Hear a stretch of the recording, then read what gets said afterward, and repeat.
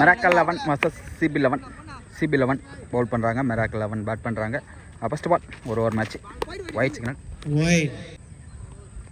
Second first ball அடிச்சிருக்காங்க. கேட்சா அப்படின்னு பார்த்தா அதை கேட்ச் சிக்னல். செகண்ட் பால்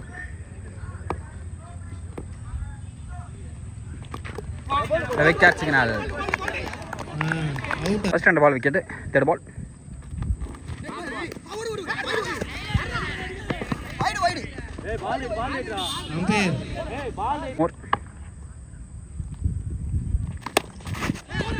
Great shot.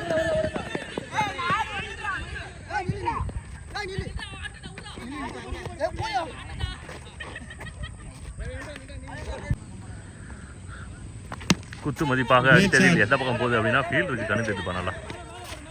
கேமராவே திணறுகிறது. இட்டிடுச்சு ரொம்ப. பால் ஓரளவுக்கு அடிக்க தெரியுது. லாஸ்ட் பால் மேலதான் பட்டிருக்கு. ரன் இல்லை. சேசிங் எப்படி டைம் இல்லை, அதனால தான் ரொம்ப டார்க் ஆயிடுச்சு. 7 மணிக்கிட்ட ஆயிடுச்சு. வேற வழி இல்லை, விளையாடி தான் ஆகணும் அப்படின்ற மாதிரி இருக்கு. 6 பாலுக்கு 5 ரன். கண்ணு தெரிஞ்சா அடிக்கும் அப்படின்ற மாதிரி இருக்கு.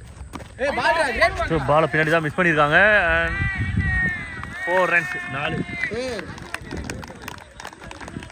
ஸோ வைடு தான் விழுந்திருக்குன்னு நினைக்கிறேன். ஐ திங்க் பால் ரைட்டு கிட்ட வந்தால் பார்க்கணும். இந்த மாதிரி அண்ணதுக்கு அம்பேருக்குமே கஷ்டம் டிசிஷன் கொடுக்குது.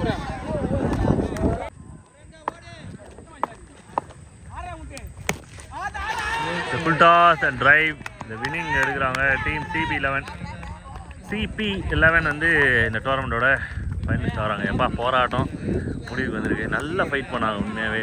ஸோ இந்த டைட்டிலுக்கு வந்து டிசர்வ்டு தான். அதே போல் really hard like boys miracle ரொம்ப நல்லா விளாடுங்க. இந்த ஃபைனல் வந்து நைட் அப்படின்றதால தான் இந்த மாதிரி போயிருக்கு. பட் ஒரு 4 ஓவர் கேமோ 6 ஓவர் கேம்னா நல்ல ஒரு ஃபைட் பார்த்துருக்கோம். ஹார்ட் லைக் பாய்ஸ் இருந்தாலுமே நீங்களுமே வந்து டைட்டில் வின்னருக்கு தகுதியானவர்கள் தான்.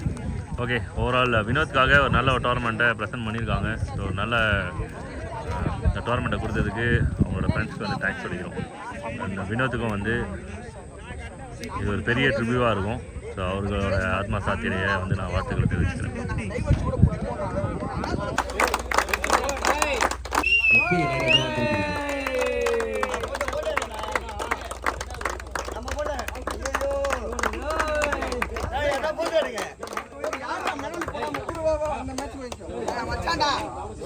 இதுக்கு முன்னாடி நடந்து முடிஞ்ச போட்டியோட மேன் ஆஃப் மேட்ச் குரு அவர்கள் வந்து வைக்க மாட்டோம்.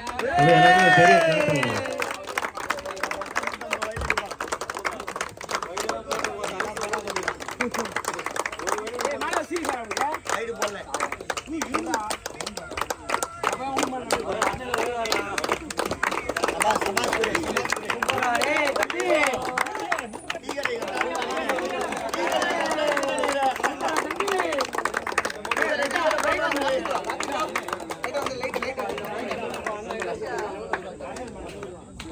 ஓகே கொஞ்சம்